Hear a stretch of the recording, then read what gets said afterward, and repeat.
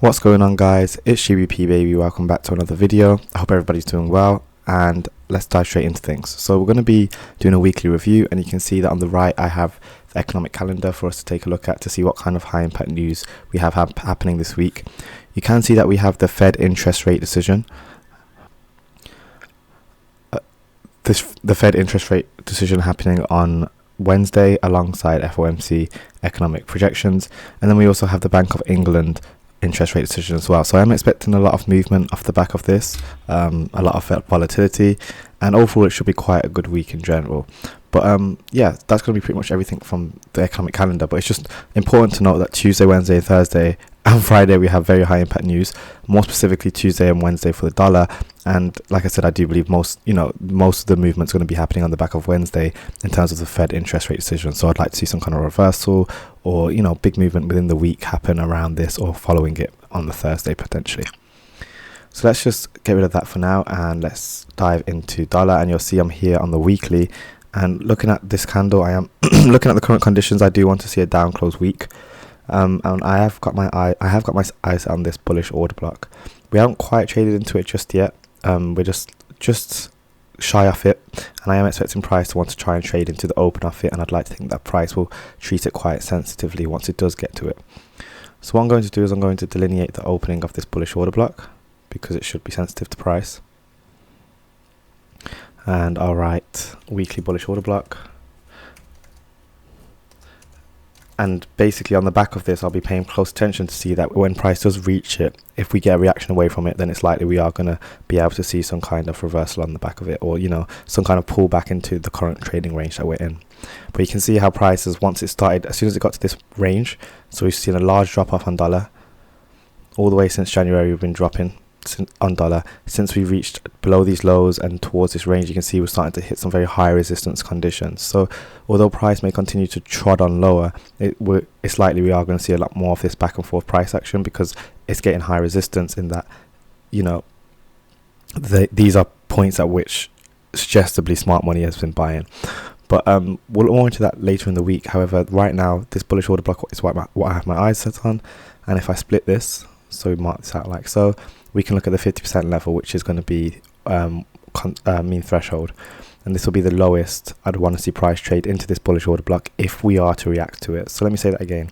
I'm anticipating that price is going to trade down into it, but the very lowest within side of that bullish order block that I'd be happy for price to trade is the 50% level, which is what we call mean threshold. So this is going to be almost like a limit. If price breaks past this level right here, then it's likely we are going to roll over and we can start looking at these lows and a potential reach down into this very deep discount, which is completely fine. But until then, I'm expecting this to act bullishly or for us to get a response. However, right now, my draw is going to be the bullish order block open and that 50% level at a push.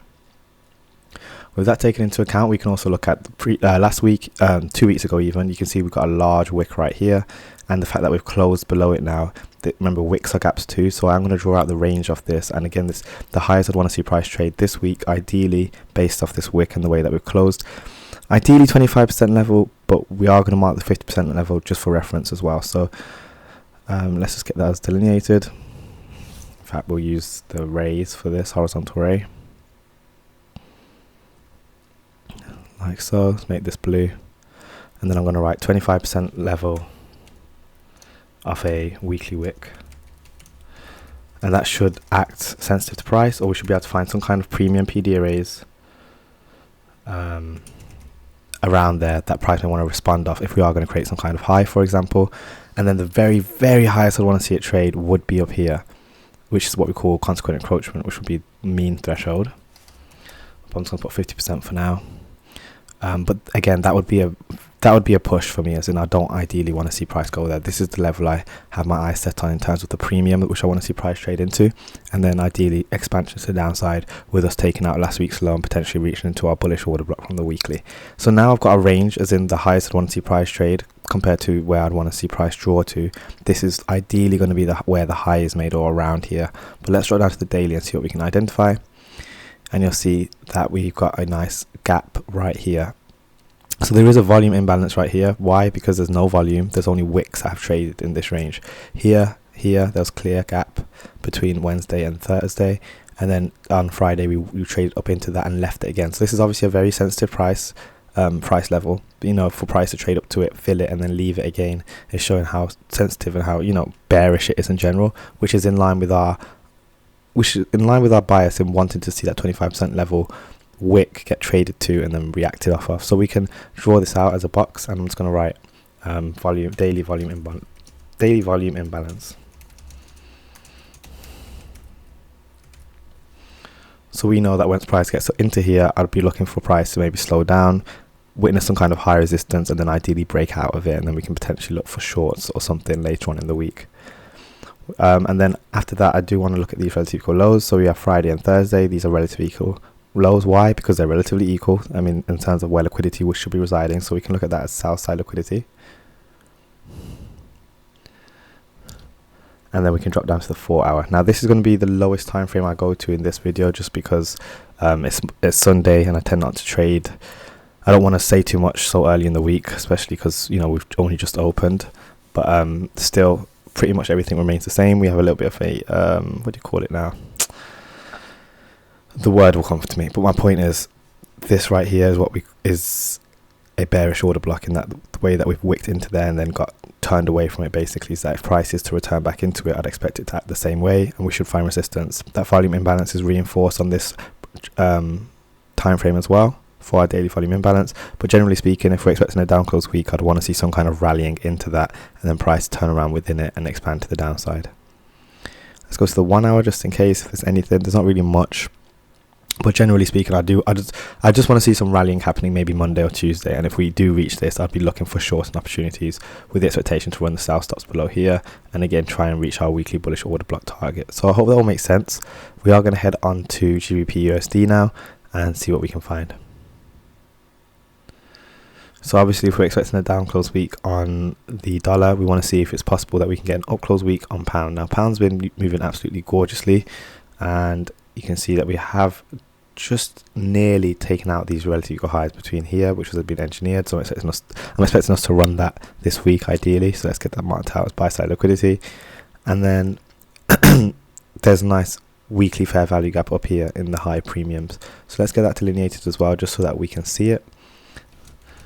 Now, I'm not expecting us to reach it this week, but it gives us a draw on liquidity, as in there's a volume imbalance there. There's only been downside delivery. So if we're going to be on the buy side, we expect that volume should be able to eventually climb on into that. So I'll put weekly fair value gap, so we know that there's a draw up there. And then we also have these highs, right? Well, excuse me. We have a few levels which we want to see price try and target, which are all of these highs. Now, I don't want to make the charts too messy. We just buy side liquidity, because we know where price is ideally drawing up to. So I'm going to get rid of these, but just in terms of reference, I'm looking at these highs here, here, here, and obviously here. But there's no imbalances that, until up here, which is why I'm just using that more as a reference. But let's see what the daily has for us, because we might be able to find something on the south side of the curve, as in down here. And there's a very, very slight gap right here. So let's get that gap marked out, just because it gives us some kind of volume imbalance on a daily time frame, which is significant to price, that price we want to try and trade into. So I'm not going to make it a box, just because so this is our fair value gap, and this is our buy side liquidity. So it'll be nice to see if price can trade up into this range this week. But again, similar to what I did on dollar, if we're expecting an up close week, we expect some level of discount. Now, price has been in very high resistance conditions, as in a lot of back and forth price action, but you can see that the bullish order blocks are pretty much behaving themselves. For example, here, we traded into it here, we traded into it here. It did stretch and run down into here, which I hate, but that's how they accumulate stops. And the same here. So now, as far as I'm concerned, if price is going to continue to march higher, then we should be able to look at this bullish order block, and it should act as one. So to help us with that, what I'm going to do is I'm going to look at the volume of it, drag this out. We're going to look at the 50% level, which is what we call mean threshold. I'm going to make this black. And then that gives us a level as to where the lowest I'd expect price to trade if we're going to be using this as a bullish order block, and if there's any opportunity or chance that we are going to continue to rally, assuming that dollar is going to continue to roll over to the downside. Now remember, this is, Fed interest rate decision week. There's going to be a lot of manipulation in general, so that needs to be taken into account. But generally speaking, that's what I'll be looking and paying close attention to. Now you can see very recently on Friday we ran some stops below here, here, and here. So it seems like you know, when price is in consolidation, this is when essentially and theoretically smart money or the big money is accumulating. And what are they accumulating? Are they accumulating longs or are they accumulating shorts? Well, as I saw on dollar, there's some premium PD arrays. I'll show you back on dollar. If there's discount PD arrays that we expect to get traded to, then it's potential that they may be accumulating potential longs, assuming that it's going to react at these weekly bullish order blocks.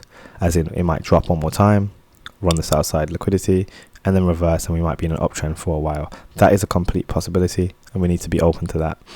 So in terms of pound, same thing. Like, it's very possible that we might find ourselves running stops, but later on it's on a high time frame and in the longer term, it may be doing this to then drop and start looking for sell stops. We don't know, but my point is these are the ways in which I'm looking and approaching the market.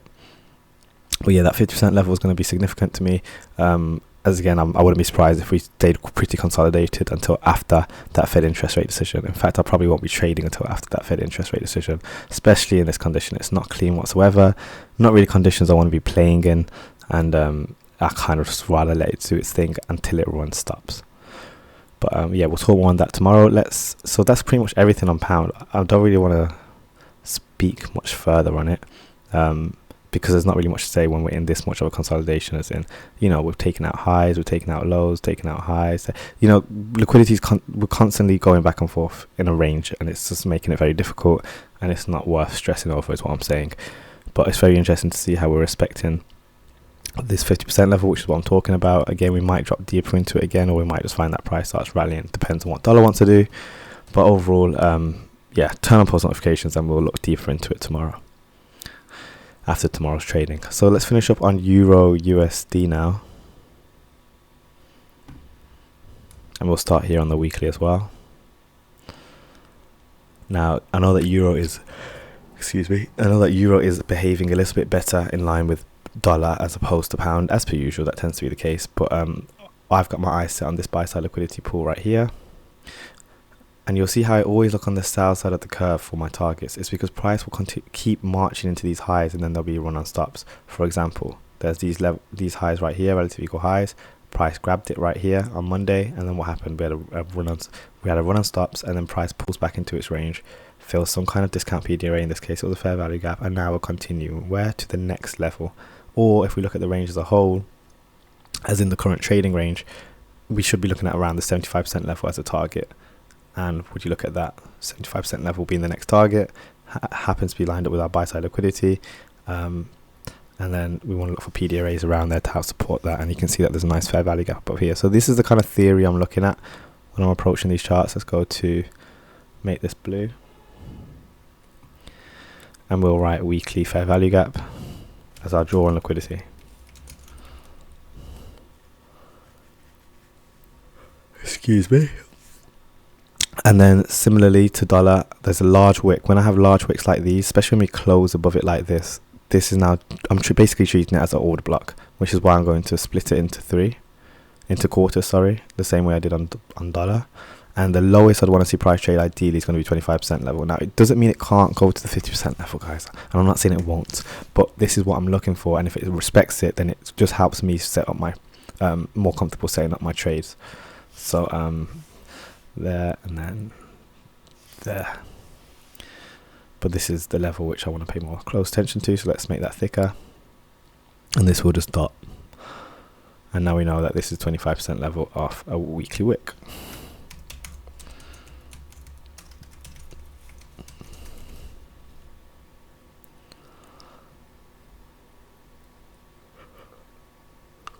Nice. So let's go to the daily and take a closer look, and you'll see there's some stops below here and a fair value gap in this discount. So we might find that price does want to dip down into there. It doesn't have to. We might find that price rolls over and starts rallying. If price moves fast and we're rallying early in the week, then it's likely we are going to go to these targets, and then we might hit it by, say, Wednesday or early Thursday, and then we'll find that the rest of the week pulls back in itself. You know, there's different ways that the week can expand. And when you understand that, it makes approaching the week much more easier. And that's why I tend to be more patient on Mondays and just let price do its thing unless there's like an obvious run. And why I don't want to speak too much in my Sunday reviews. But let's go to the 4 hour. And this was what is this level again? I'm going crazy here, guys. Oh yeah, this was the buy side that's been grabbed, so we don't need to bother look at that for now. Let's go down to the 4 hour.